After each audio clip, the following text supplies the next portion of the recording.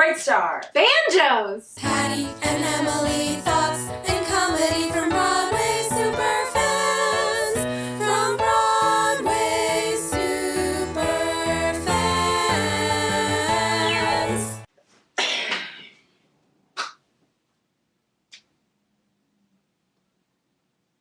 How do There's we so begin much to to talk unpack. about this?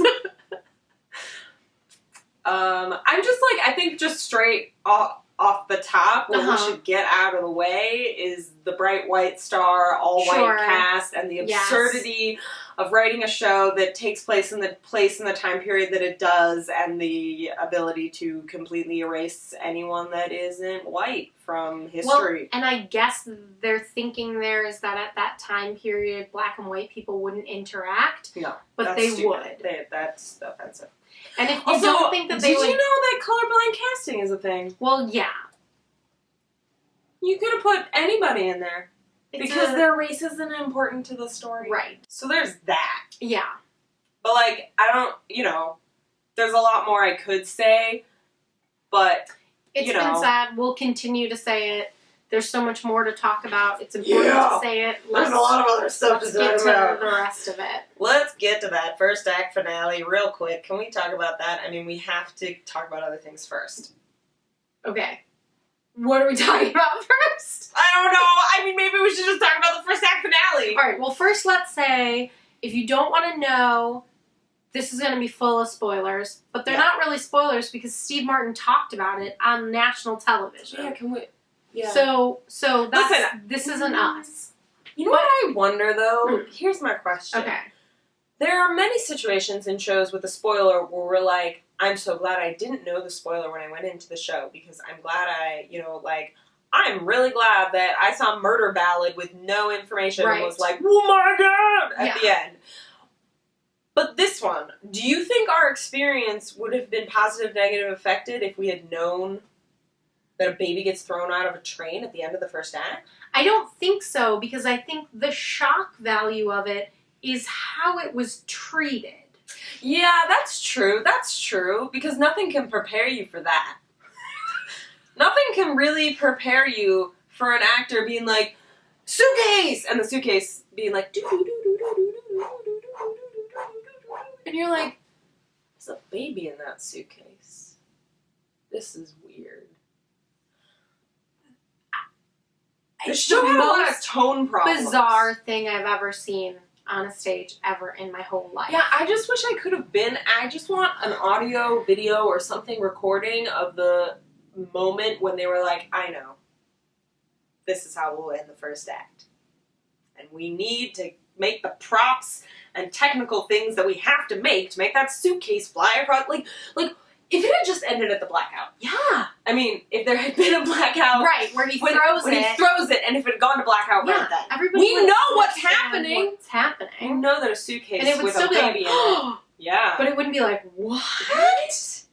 Which, like, your favorite things, my favorite things, there are people in that theater who are moved by that moment. Are there? I felt both times we saw it twice, both times there were people in that audience who I thought were moved by what was happening and people who were very confused by what was happening. I felt the energy of both of them. I really loved 30% of this musical. That's what's frustrating. I think it could have been a one act with the B plot condensed to more serve the A plot. Instead of being a separate storyline, like the whole, like his story, instead of being what felt like its own story, if it were used more to serve Carmen Cusack's character's story. Having that opening number, which was highly enjoyable, extremely entertaining, well-performed, fun production number, yet gave us zero information about anything that was going on, who any of the people were. We're going to hear the story of her life. Yeah. Basically, that's it. They were like, hey, did you know you bought a ticket to a musical and you're going to hear a story tonight? About what somebody's life? They were like, I was aware of all those things. Listen, she's singing, and it's great. But if there was content to the song, also good. Yeah. And then you don't see her for 20 minutes. Right. Which is the most frustrating fucking thing in the entire world. I'm gonna tell you the story of my life. If you've never heard a story before, well, hear the one about my life, or whatever the lyric is. And then some dude is singing, and you're like, who's this guy? Yeah, because, like, this, especially the way the scene transition was, I feel like it was just all, you're like, who the fuck is this guy? Yeah. And why is he singing? Why do we care about you? What's going on? Yeah. And then, you know what I'm curious about? Like, do you think that Steve Martin and Edie Brickell, do they think that people don't know that he's her son while they're watching the show? I don't know, because again, Steve Martin was talking about it on TV, not necessarily not the surprise of the train thing either, but the way he was talking about it was like, if you saw him talk about the show and then went to see the show, you would be like, oh, that's her son, the way he was describing it, even though he didn't explicitly say that. You know what? So I don't think it's set up. I think it's set up either way. The problem with the book and the problem with the way that those reveals and everything is structured is, maybe this is just my feeling, the way the writing feels coming off the stage.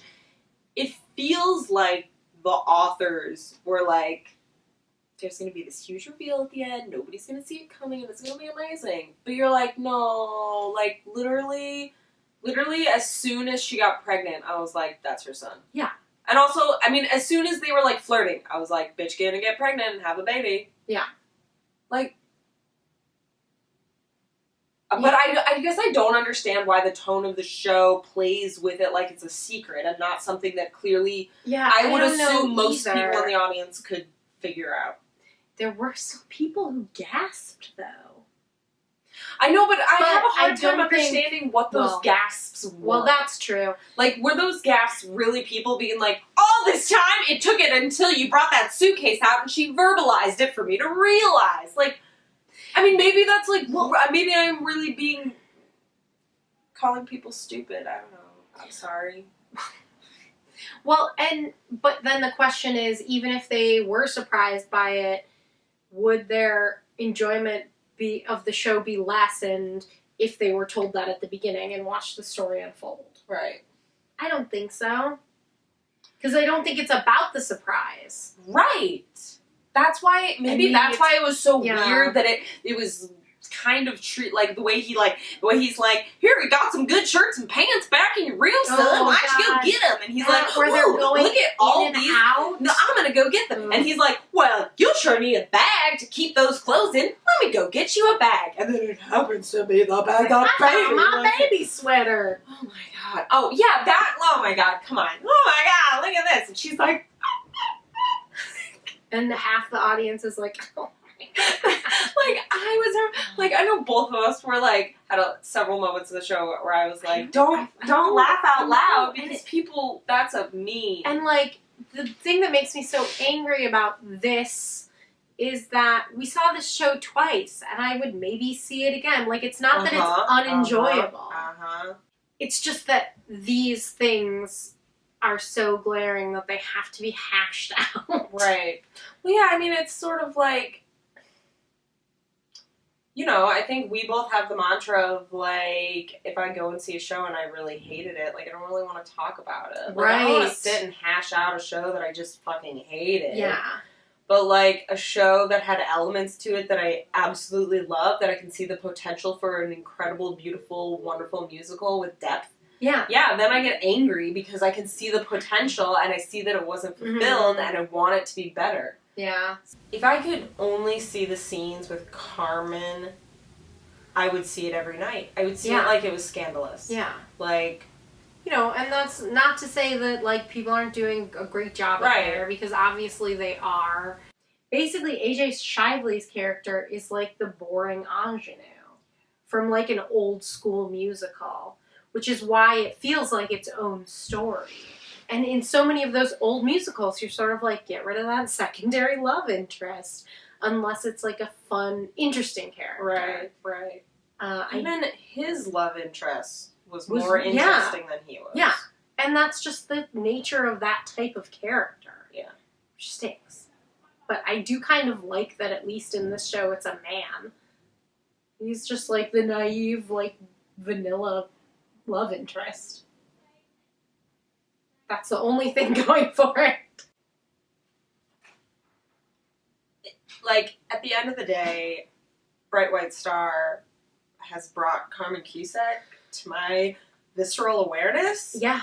And that's something we all can be thankful for. I'm so happy and grateful to hear her voice and see her perform. I think she is, like, I know we've mentioned this and talked about it before, in that, like, there are, like, actors and there are performers and blah, blah, and then there are amazing human creatures who are capable of slipping into another human being's essence and being that person on stage, and Carmen is one of those people. Yes. Like, I love, like, in her bio, too, she says she's beyond thrilled to introduce you all to Alice Murphy. And, like, reading that, I read that in her bio, like, before the show started, and I was just like, we're about to meet a character who is going to be so real to us that we will think about her when we're not seeing the show. Yeah. Because you think about that person because she's so real to you. And those two parts of her that she played, where you can see the through line of that character's personal arch, that human being's personal arch, going from that young woman to an adult. The through line is there. Yeah. Even though she plays them very differently, because they're very different people by the time she gets to that point in her life. And, like, all I wanted was to delete all the other scenes that she wasn't in and replace them with other scenes that she was in. More of her. Like, more scenes about her, like, what happened when she went to college? Yes. What happened in between her going to college and her running that literary magazine? What big bulk of time. I want to know everything that she did every single day. What did she have for breakfast? I don't know. Does she drink coffee? How does she drink it? I think she drinks coffee. She definitely drinks it black. I mean, time period, everyone drank it black. Yeah. Write fanfic. Everything and her voice. Remember her voice? I remember her voice. It's amazing. Her voice is insanity. It's beautiful. Paul Nolan. Jesus, he's great. Do you know what I thought the second time we saw this show, when he was singing Whoa Mama, which is the duet that he has, the first duet that he has with young Alice Murphy, where he's fixing the thing. He is giving me serious Norbert Leo Butz energy.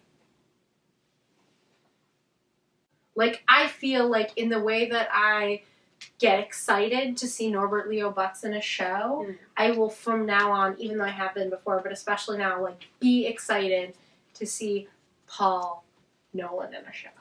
I feel like that's a really big thing for you to say. It's a big thing for you to say. Norbert Leo Butz regularly makes you cry just by thinking about him. Whoa. Yeah. Wow. I know. Whoa. I know. So, like, in an alternate universe, this show might have been starring Carolee Carmello and Norbert Leo Butz. Couldn't you see that? Yeah. Right? I will never not want to hear him wail, because we first saw him in Jesus Christ Superstar, even though he's great. I just want him to just skrelt. Right. Bluegrass isn't so skrelty. Anna Elless. Kind of like... This was one of the most frustrating things, because it was like one of those things where you're like, oh my god, I kind of would love her. Yeah. Her character is so unnecessary to the story that I want to be seen, because I want to be seeing Carmen's story. But I'm glad she's there. But I'm so happy she's here. She had great songs. Everything she did was she was so fun. Like, fun and enjoyable. Like, and adorable and, like, great. I mean, like, that, I also, like, I love the choreography. Asheville? Yeah. Yes. Emily Padgett, Jeff Blumenkrantz. Comedy duo. Oh my god, I love an old school, like, musical comedy sidekick duo. Like, this is the thing that's so frustrating about these things, is that, like, there's these, like, tropey things where you're like, oh, I heard it, but then you're like, but I love that one. But that one, exactly. But I love that one. And I love the hussy and the gay guy. Yeah. Jeff Blumenkrantz writes shows. Oh my god, write something for the two of you! Write a duo. Write a two-hander for you and Emily Padgett. That would be fun. Yeah. I love them. They had great chemistry together, and also both of them, because they were such a big, like, comedy element, they also had such fun with timing. There's a joke in the show that I don't think it thinks or is intended to be or is aware of the fact that it is transphobic. Yeah, it's just a grammar joke. It is. And I heard it and I see it as that, but I also see it as the grammar joke that it is. The problem is, though, that, I mean, it's just evidence of, like, okay, so the only people in that room were cis, white, affluent, whatever, like, all of those things. There was no diversity in the writers' room. It was about using they as a singular pronoun. Right. And like, that, though, like, I get it, it's a grammar joke, haha, chuckle, chuckle, but, like, you're playing this show to the audience of right now. Right. And that's just a general issue of presenting history to today's audience. Yeah. In and almost also any show. But like the thing about that is that it's like it's a fucking grammar joke. It's not the only one.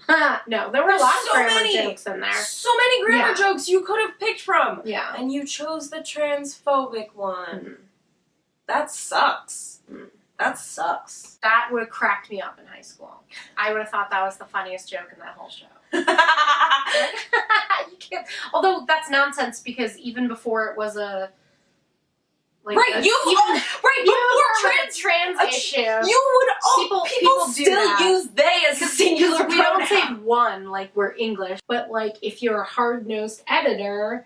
Before this was a trans issue, when it was just a grammar issue, yes, that would be like a thing that you'd be like, it's like an Oxford comma. That's what that joke should have been. Whether she'd be for it, against it, I don't know. I'd be interested to find out. We'll never know. Maybe Carmen Cusack can tell us. Do you think Alice Murphy is for or against the Oxford comma? I'm for it. What is it? From Broadway super fans. Bright star. Why wasn't Carmen Cusack singing that?